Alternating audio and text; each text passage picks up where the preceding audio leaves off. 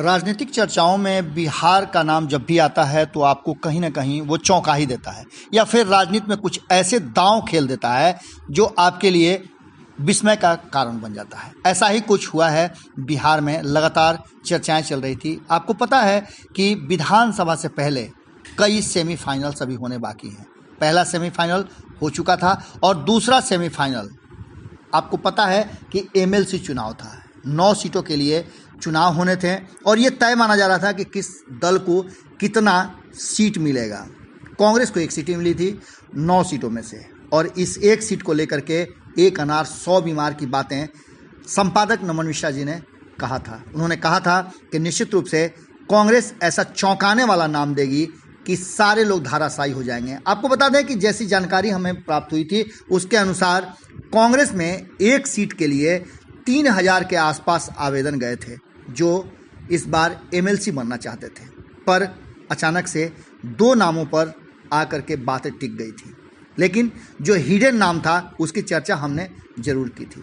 हमने कहा था कि जो स्थिति है और कांग्रेस जिस तरह से रिवाइव करने की स्थिति में है, जिस तरह से मदन मोहन झा, शक्ति सिंह गोहिल और अन्य नेताओं ने जो एक नया तरीका अपनाया है लोगों के साथ एक सहृदय बातचीत के दौरान, जो जिस तरह से पार्टी को एक नए फॉर्मेट में लेकर के आ रहे हैं और विधानसभा के चुनाव की तैयारियां कर रहे हैं, उसमें नाम ऐसा होगा जिस पर कोई भी विवाद नहीं हो। हालांकि विवाद तो हर जगह होते हैं, ये नाम भी आपको चौंका सकता है।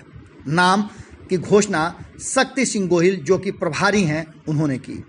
शक्ति सिंह ने अपने ट्विटर हैंडल पर लिखा, the Congress president Shrimati Sonia Gandhi has approved the candidature of Sri Tariq Anwar as party nominee for the ensuing biennial election of the Bihar Legislative Council to be elected by MLAs।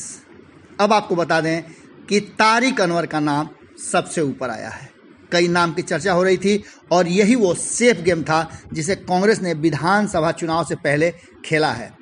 आपको बता दें कि कांग्रेस पार्टी के अल्पसंख्यक नेता के तौर पर तारिक अनवर एक बड़ा चेहरा माने जाते हैं। लोकसभा चुनाव से पहले एनसीपी से वो कांग्रेस में शामिल हुए थे और कांग्रेस से उन्होंने लोकसभा का चुनाव भी लड़ा था। आपको बता दें कि कांग्रेस के बहुत पुराने नेता हैं तारिक अनवर। जिलाध्यक्ष तारिक अनवर अक्सर सरकार के ऊपर हमला बोलते रहे हैं। बीते दिनों भी उन्होंने कहा था कि साल 2014 चुनाव से पहले पीएम ने कहा था कि समस्या सीमा पर नहीं दिल्ली में बैठी सरकार में है, जो आज उन्हें बताना चाहिए कि ऐसी कौन सी समस्या है जिसके कारण उन्हें देश की जनता को गुमराह करना पड़ रहा है। आपको बता दें कि तारिक अनवर एक बड़े नेता के रूप में जाने जाते हैं और कई दिग्गजों को हरा करके उन्होंने बिहार में एमएलसी बनने का अपना जो कैंडिडेटर है उसे पूरा किया है। कांग्रेस को नामों की चर्चा पर लगातार मंथन और माथा खपाने के बाद आखिरकार तारिक अनवर के नाम पर फैसला करना पड़ा और इसके पीछे बहुत सारे कारण भी हैं। कारण ये है कि कई लोग लगातार इस नाम को लेकर के और 1 सीट को लेकर के एक अनार 100 बीमार वाली बातें जो हम लगातार कहते आ रहे थे वो चल रहा था। आपको बता दें कि महज 25 साल की उम्र में तारिक अनवर बिहार प्रदेश युवा कांग्रेस के अध्यक्ष बन गए थे। ये वो वक्त था जब पूरे देश में इंदिरा गांधी के नेतृत्व वाली कांग्रेस के खिलाफ तमाम सियासी सुरमा एकजुट हो गए थे और देश को आपातकाल का सामना करना पड़ रहा था। बहुत सारे बच्चे जो युवा हैं वो आपातकाल के बारे में जानते तक नहीं होंगे, पर आपातकाल वो समय था जिसमें कांग्रेस को एक बार फिर से समाप्ति की तरफ लेके चला गया था।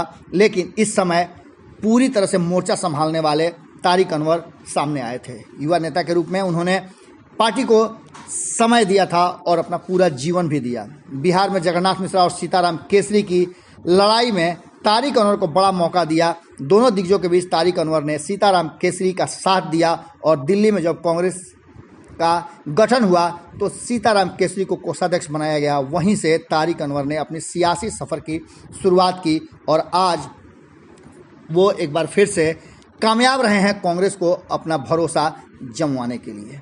आपको बता दें कि लगातार हिंदी साप्ताहिक अखबार टैबलॉइड के माध्यम से उन्होंने अपनी शुरुआत भी की थी। जो 1972 से 1974 तक चला। इसके बाद वो 1974 से 1982 तक युवक धारा के संपादक रहे। पत्रकारिता से अपनी शुरुआत करने वाले नेता तारिक अनवर एनसीपी में भी रहे और वहाँ से भी वो बिहार में सांसद रहे। अब स्थिति ये है कि कहीं ना कहीं तारिक अनवर एमएलसी बनेंगे और कांग्रेस की नैया को पार करने में काम करेंगे।